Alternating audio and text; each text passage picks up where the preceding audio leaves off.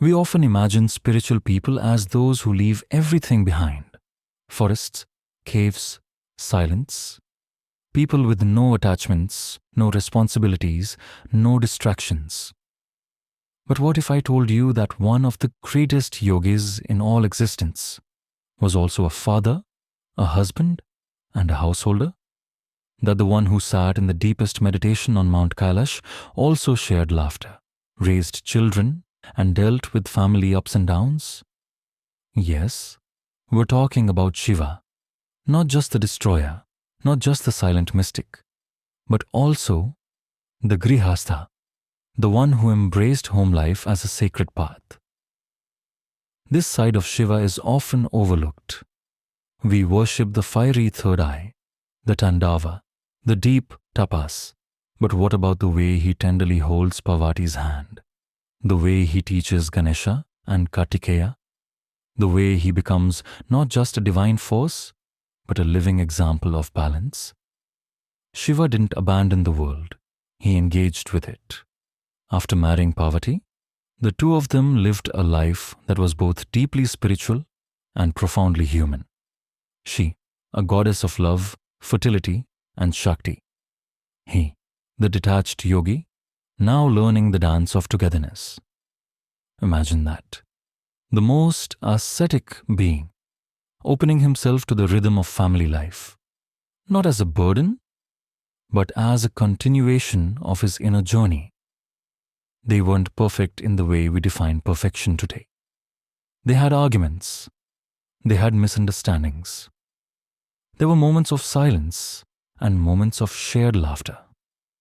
But through it all, they walked as equals, not just man and wife, but Shiva and Shakti, energy and consciousness, constantly balancing and transforming each other.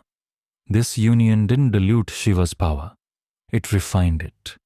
His family life didn't distract him from his inner path. It became part of it. He didn't meditate despite being a householder.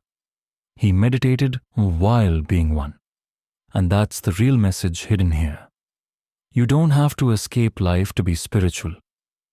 In fact, some of the deepest practices begin not in silence, but in sound.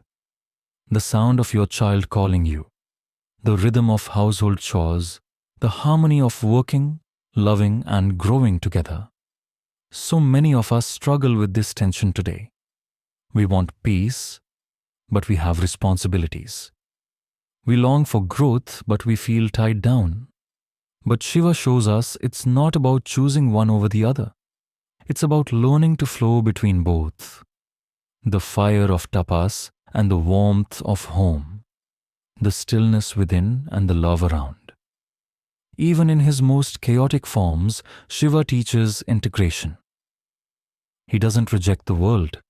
He transforms it by being fully present in it.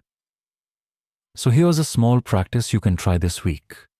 Choose one moment of your day, maybe dinner with your family, or playing with your child, or a quiet tea with your partner. And treat that as your meditation. No phone, no multitasking, no escape. Just full loving presence. Let that be your tapas. Let that be your temple. Because being spiritual is not about how far you go from the world. It's about how fully you show up for it.